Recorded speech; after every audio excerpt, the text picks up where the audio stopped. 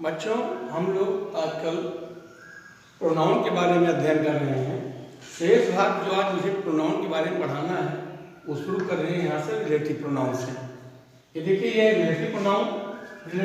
Relate माने होता है संबंध जोड़ना, बनाना। तो रिलेटिव प्रोनाउन मतलब संबंधवाचक प्रोनाउन। वह सर्वनाम जो अपने पूर्ववर्ती क्लास में किसी नाउन की ओर संकेत करते हुए पहले वाले क्लास से जुड़ जाता है, वह शब्द रिलेटिव प्रोनाउन कहलाता है। जैसे इस वाक्य में हु, ये रिलेटिव प्रोनाउन है। पहले वाक्य में आप देखते हैं आई नो द बॉय, मैं उस लड़के को जानता हूं। हु केम हियर यस्टरडे, जो कल यहां आया था। यहां से आपका दूसरा क्लास स्टार्ट हो जाता है, जो यहां कल आया था।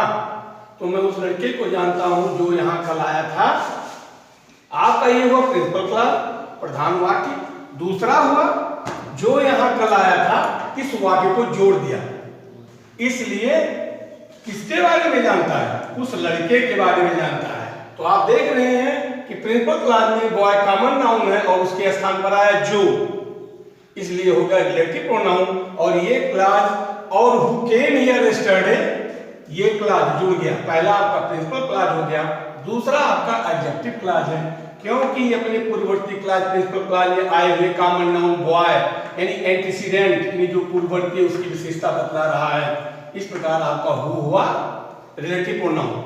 अब ऐसे में और उदाहरण भी आते हैं, ध्यान से देखेंगे।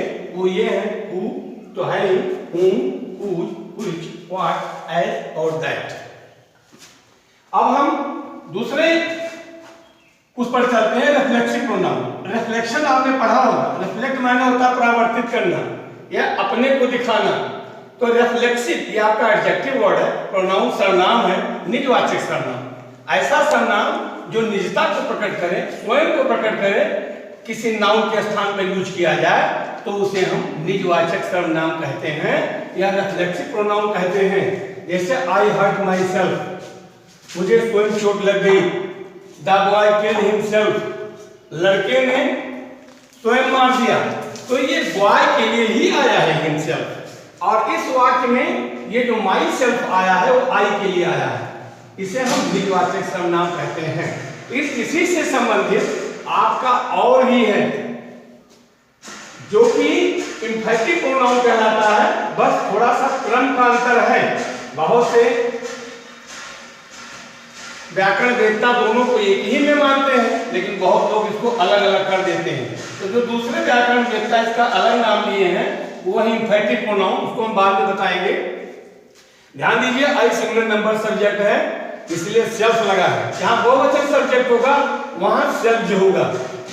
द बॉय किल्ड हिमसेल्फ, लड़का अकेला है, ये यही नाउन है, कॉमन नाउन है, और इसके बदले में स्वयं का प्रयोग हुआ हिमसेल्फ। तो पुल्लिंग है, इसलिए हिमसेल्फ। लड़की होता, एक वचन होता तो हर सेल्फ हो जाता, एक वचन है तो सेल्फ लगेगा। तो लड़के ने स्वयं मार दिया। अब ये हिमसेल्फ बॉय के स्थान पर है। आपकी परिभाषा पूरी लागू हो रही है कि जो संज्ञा के बदले में प्रयुक्त हो और निजता को प्रकट करे उसे हम रिफ्लेक्सिव प्रोनाउन कहते हैं। तो हिमसेल्फ बॉय को प्रकट कर रहा है, माई सेल्फ आई को। इसी तरीके से और उदाहरण समझना चाहिए। दे होगा तो दे देमसेल्फ हो जाएगा, बी होगा तो और सेल्फ हो जाएगा, यू होगा तो योर सेल्फ और योर सेल्फ दोनों होगा, क्योंकि यू अंग्रेजी में एक वचन और बहुवचन दोनों के लिए प्रयुक्त होता है। इसलिए यू में योर सेल्फ भी चलता है, योर सेल्फ भी चलता है, लेकिन आवर में और सेल्फ भी होगा और दे में देमसेल्फ होगा। अब हम आगे चलते हैं। इंफेक्टिव प्रोनाउन जो इसी से संबंधित, ये भी निजता को प्रकट करता है, लेकिन ऐसे में इंफेक्टिव प्रोनाउन में अंतर क्या होता है? स्वयं का अर्थ ये भी देता है, he himself prepared for the food, उसने स्वयं भोजन तैयार किया। आप ये भी देख सकते हैं हिमसेल्फ किसके स्थान पर आया, ही, या यहां राम रख दीजिए, ज्यादा अच्छा होगा। Ram himself prepared the food, Ram ने स्वयं भोजन तैयार किया। राम एक वचन है, सिंगुलर नंबर सब्जेक्ट है और मैस्कुलिन जेंडर है, हिमसेल्फ लगा। अगर यही सीता होता, कोई लड़की होती है वचन, तो हर सेल्फ लगता, लेकिन अंतर क्या है? दोनों में सेल्फ लग रहा, दोनों निष्ठा पकड़ कर रहे हैं। लेकिन इंफैटिक प्रोनाउन में कर्ता के तुरंत बाद हम ये निजवाचक यानी रिफ्लेक्सिव प्रोनाउन को या दूसरे अर्थ में कह लीजिए इंफैटिक प्रोनाउन को रखते हैं। एक ही के दोनों भाग हैं। यहां पर एक दूसरा अर्थ आप ये भी ले सकते हैं कि राम ने ही भोजन बनाया और किसी दूसरे ने नहीं। फिर देखिए, she herself is responsible for her failure. She माने वह, हरसेल्फ माने स्वयं, इज माने है, रिस्पांसिबल माने उत्तरदायी, फॉर हर फेल्योर अपनी असफलता के लिए, वो अपनी असफलता के लिए स्वयं उत्तरदायी है। तो यहां मतलब हो गया वह स्वयं अपनी असफलता के लिए उत्तरदायी है। सी की जगह पर या सीता कर दीजिए, ये हरसेल्फ आया और निष्ठा को पकड़ कर रहा है। बस दोनों में अंतर ये है कि इसमें वाक्य कर जब लिखा जाता है तो कर्ता के बाद रिफ्लेक्सिव प्रोनाउन में हम तुरंत हिमसेल्फ या मतलब निजवाचक सर्वनाम नहीं रखते, इंफैटिक प्रोनाउन में हम तुरंत रख देते हैं, जैसा आपने यहां देखा। अब आगे देखिए, आपका आता है इनडेफिनिट प्रोनाउन। डेफिनिट माने निश्चित होता है। आपने जैसे इन लगाया उसका वो जो है बिलोंग शब्द बन गया, जिससे आप क्या कहते हैं उसका एंटोनिम बन गया। तो डेफिनिट माने निश्चित, इनडेफिनिट माने अनिश्चित। वह सर्वनाम जो किसी अनिश्चित संज्ञा के बदले में प्रयुक्त होता है उसे हम इनडेफिनिट प्रोनाउन कहते हैं। जैसे one must love one's country, प्रत्येक को, यहाँ वन मतलब कोई एक या किसी एक व्यक्ति को या प्रत्येक व्यक्ति को, तो यहाँ पर प्रत्येक करके राष्ट्र के पूरे व्यक्ति को कह दिया गया या समूह ज्यादा से ज्यादा लोगों को कह दिया गया, लेकिन संख्या निश्चित नहीं हो रही। One must love one's country, प्रत्येक को अपने देश से प्यार करना चाहिए। तो देश में जितने लोग हैं सबको नहीं कहा, लेकिन बांट बांट करके एक एक करके सबको कह दिया, इसलिए ये संख्या अनिश्चित हो गई। राष्ट्र में जितने निवासी हैं उनकी संख्या कोई निश्चित नहीं है और सबको अपने देश को प्यार करना चाहिए। इसीलिए हम यहाँ पर देख रहे हैं कि आपका जो भी आया वन प्रत्येक को और वंस अपने देश से लव प्यार करना चाहिए, ये आपका हो गया क्या कहते हैं indefinite pronoun.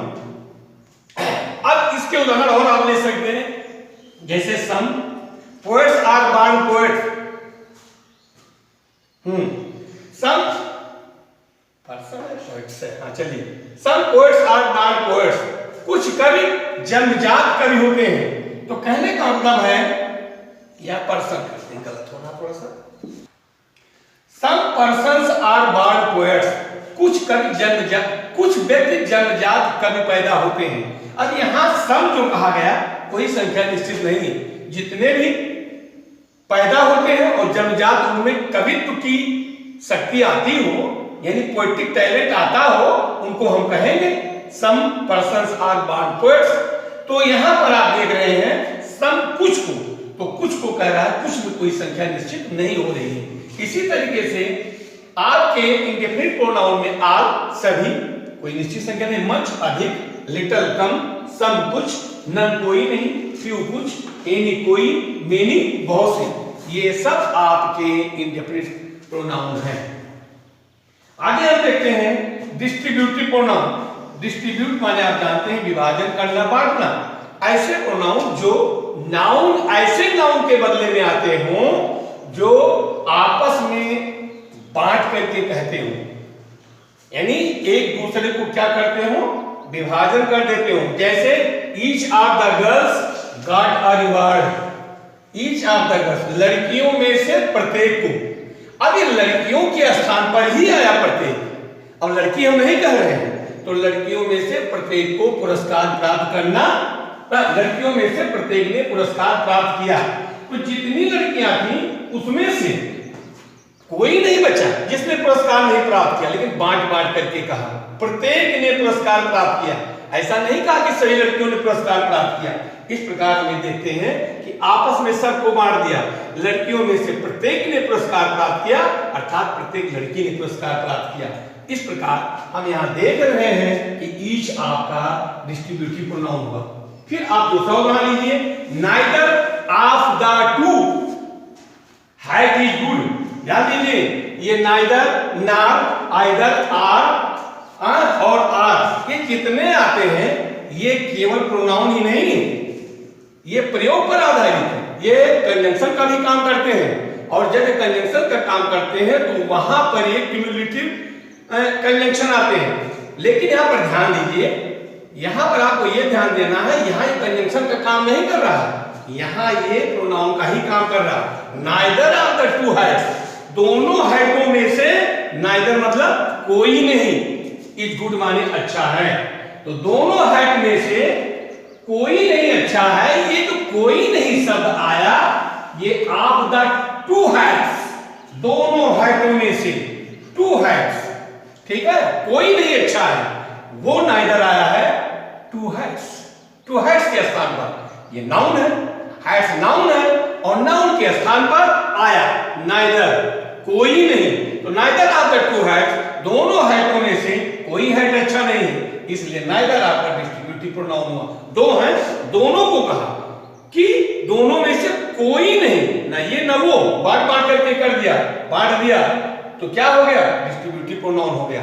Either of the two roads leads to the station, either of the two roads, ध्यान दीजिए यहां पर दो सड़कों में से, ठीक है, दो सड़कों में से, आइदर माने कोई, दो सड़कों में से कोई, इसका मतलब कोई एक सड़क, लेकिन सड़क हम नहीं कहेंगे क्योंकि यहां इसी नाउन के बदले में ये सर्वनाम प्रयुक्त हुआ है जो कि आपका डिस्ट्रीब्यूटिव सर्वनाम है।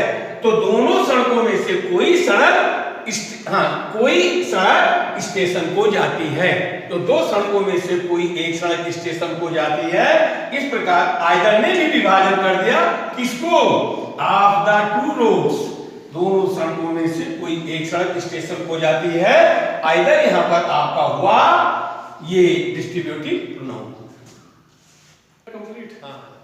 रेसिप्रोकल प्रोनाउन, रेसिप्रोकल प्रोनाउन का मतलब होता है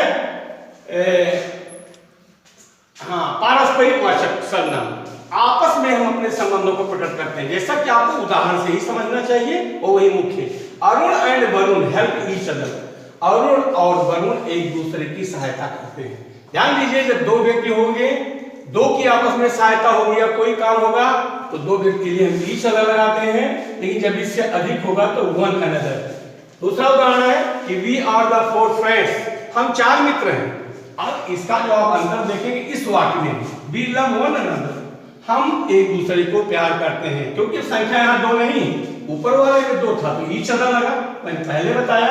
और अब दूसरे वाले वाक्य में हम देखते हैं कि ये वाक्य इसका सपोर्टिव है, supportive to the next sentence. हम यहाँ इसलिए लिखे हैं कि हम चार मित्र हैं, क्योंकि यहाँ हमने फिर उसको लाने के लिए क्या किया, वन अनदर, हम वी लव वन अनदर, हम एक दूसरे को प्यार करते हैं। तो दो में नहीं, दो से संख्या जैसे तीन होगी या चार होगी, ऐसे हम आपस के लिए वन अनदर का प्रयोग करेंगे, न कि ईच अदर का।